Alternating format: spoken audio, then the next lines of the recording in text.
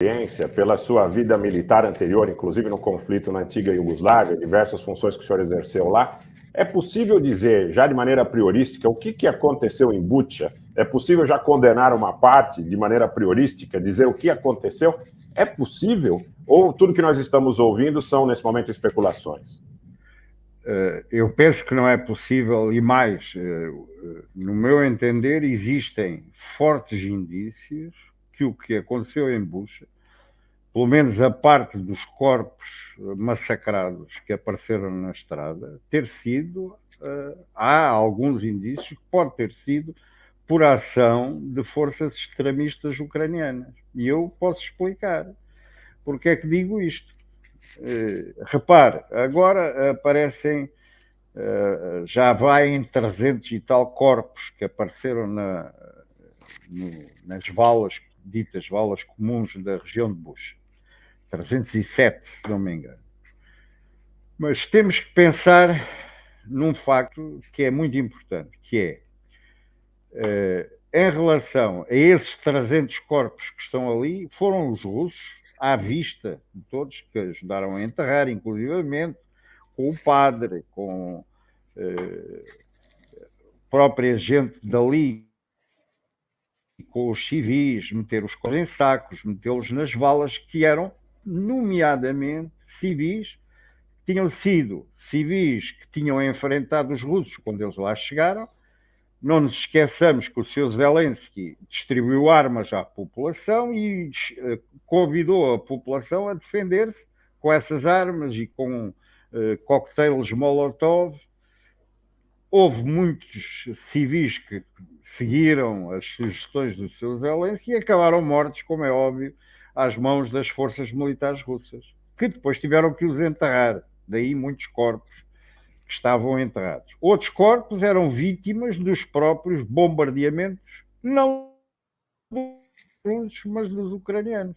Porque os russos ocuparam aquela região logo no final de fevereiro, no dia, se não me engano, 28.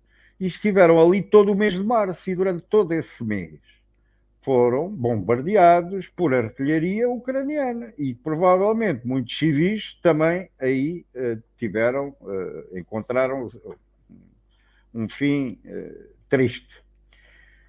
Agora, em relação aos famosos corpos que apareceram na estrada, eu tenho dúvidas e continuarei a ter. Porquê? Os russos saíram dali, aliás escrevi no Facebook precisamente a pôr as minhas dúvidas. Os russos saíram dali no dia 30 de março. No dia 31 e no dia, praticamente nada aconteceu, no dia 1, o mayor, o prefeito de Bucha, anunciou que Bucha estava libertada, que estava tudo bem, que agora aquilo é nosso e que tinhas visto e que não havia problema nenhum. Também nesse dia, a polícia, uma unidade da polícia ucraniana, passou revista à cidade, há vídeos dessa força a ir pela cidade fora, não se vê um único corpo, e eles andam pela rua, falam com as pessoas dizem que estão bem, que agora está tudo bem, ainda bem que voltaram, etc. Ninguém fala em corpos, ninguém fala em massacres. Nesse dia à noite, já estamos no dia 1 à noite, é avisada à população que no dia seguinte vai haver isto é um aviso que é feito pelos órgãos da própria prefeitura, chamamos-lhe assim. Vai haver uma operação de limpeza por forças especiais da polícia do Azov, portanto, forças do batalhão Azov, que funcionavam como forças especiais da polícia, à procura de sabotadores e simpatizantes ou criminosos simpatizantes dos russos. Essa operação tem lugar no dia 2. No dia 3 de manhã aparecem os corpos todos, finalmente. Grande massacre, grande desastre. O que é que aconteceu aqui? Os russos malvados. Só que os russos tinham saído 4 dias antes. E quem tinha estado lá na véspera é que até são conhecidos por não serem nada meigos com os simpatizantes russos. Ora, metade dos corpos que apareceram tinham a braçadeira branca de simpatizante dos russos. Daí eu ter sérias dúvidas se foram os russos ou se foram, mas os elementos extremistas da Força Especial de Polícia, que fez uma limpeza anunciada e publicitada na internet, inclusivamente, e pela própria Câmara de Bucha. De maneira que, quando me dizer que foram os russos de certeza que fizeram aquilo, eu tenho sérias dúvidas, lamento, e vou continuar a tê-las. Eu apelei, naquilo que escrevi, a que fosse feito logo o exame dos corpos para ver de há quanto tempo eram aqueles corpos.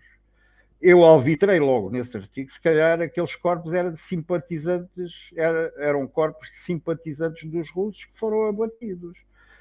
Porque os russos saíram no dia 30. Os corpos são encontrados no dia 3. Passaram-se 4 dias. Eu já vi muitos corpos, mas aqueles corpos, para mim, pelo menos 2 ou 3 que vi com nitidez no vídeo, eram corpos do dia anterior ou de há 2 dias no máximo, porque não tinham indícios nenhuns de estarem ali há imenso tempo. Daí eu ter sérias dúvidas, repito, não tenho a certeza, mas tenho grandes dúvidas que tenham sido os russos a fazer aquilo, sinceramente. E, portanto, para mim o massacre não existiu. Logo a seguir, que parece que não foi suficiente, há o massacre de Kramatorsk. E o senhor está falando, e o senhor está dizendo isso, é bom que se frise para o público que nos acompanha, com a experiência de quem acompanhou situações análogas na antiga Iugoslávia. Exatamente. Na antiga Iugoslávia houve 3 massacres falsificados atribuídos aos sérvios. Por exemplo, em Sarajevo 2 vezes, arrebentamentos na zona do mercado, e no caso do massacre de Ratchak, no Kosovo. Continua a ser dito que foi um massacre, custa-me acreditar que foi um massacre. Aliás, veio-se a provar que há sérias dúvidas em relação ao tal massacre. No caso de Kramatorsk, que foi o bombardeamento por um míssil Toshka-U, logo os russos é que desmentiram imediatamente. A gente fica sempre na dúvida. Mas repare, o primeiro anúncio foi dos ucranianos a dizer um míssil Iskander rebentou, matou uma série de civis. Ora, depois tiveram que voltar atrás porquê? Porque o míssil ficou, a parte motora, que acontece muito com os mísseis Tochka, ficou intacta. O Iskander não, o Iskander aquilo desfaz tudo. E, portanto, eles se calhar pensavam que se tinha tudo desfeito, mas apareceu a parte motora toda. Ora, isso permitiu, para já, determinar logo a direção do míssil, de onde ele vinha. E a direção de onde ele vinha, que depois foi anunciada outra, mas é falsa, e eu isso posso garantir que é falsa, e explico porquê. A direção de onde ele vinha era de uma região controlada pela Ucrânia. A outra direção de onde poderia vir era a direção diametralmente oposta, mas nunca a direção que depois foi propagada pelas forças ucranianas, que é uma direção perpendicular àquela que foi definida pelos russos como sendo a direção provável de onde vinha o míssil. Volto a dizer, o míssil, para ter que vir do lado russo, tinha que estar na direção diametralmente oposta àquela que os russos dizem, e não na direção perpendicular a essa. Nunca poderia ser. Porquê? Porque separando-se a ogiva do corpo do míssil, eles ficam numa linha que define a direção de onde vinha. Nunca, o corpo, digamos assim, onde estava a parte motora do míssil, não ia cair numa direção perpendicular à da ogiva. É isso que eu quero que se perceba. Portanto, era impossível, qualquer pessoa, qualquer militar que faça o lançamento destas coisas sabe que é assim que se determina com facilidade qual é a direção de onde vem. E, portanto, era impossível que o míssil tivesse vindo do sítio de onde depois as entidades ocidentais, não sei quem, porque era fraquinho naquilo, explicaram que ele vinha da parte russa, da parte das províncias separatistas. Impossível vir dali. Nunca teriam ficado os restos do míssil e a zona de impacto como ficaram. Nunca.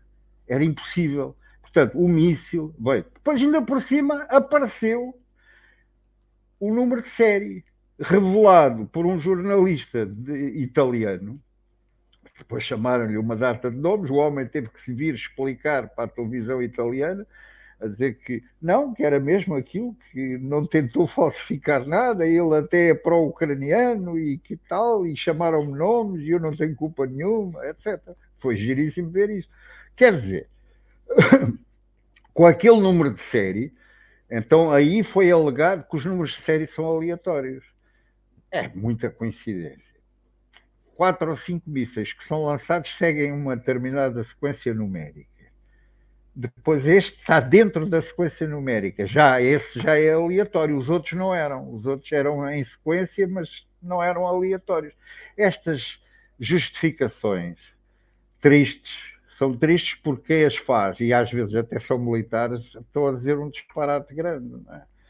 Por exemplo, a questão, chegaram a dizer que os mísseis ucranianos são pintados de cinzento. Eles podem tê-los pintado de cinzento uma vez ou duas, mas logo por azar, todos os que foram lançados até agora eram daquela cor verde azeitona, que é a cor típica das coisas militares. Mas de repente já passaram a ser cinzentos, só para dizer que não era aquele míssil. São estas pequenas coisas, por exemplo, no caso do míssil caiu em Kramatorsk, me levam a dizer, mas atenção, eu não digo que foi deliberado, eu não digo, custa a crer que os ucranianos tenham bombardeado a sua própria população. Se bem que também podemos pôr ali uma certa dúvida, porque aquela população naquela região é toda ela russófona, curiosamente. General